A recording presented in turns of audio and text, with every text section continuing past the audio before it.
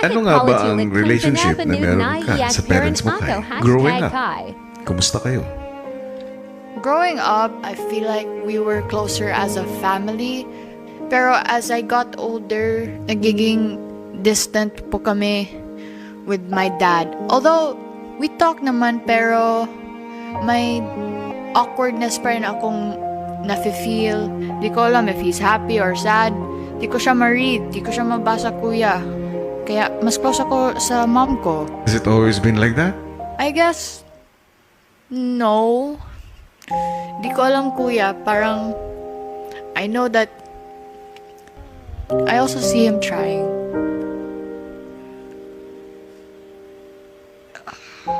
At paano ka naapektuhan sa mga pangyayaring ito? I'm confused po, kuya. Alam ko naman, kuya, na love ako ng dad ko. Alam ko naman na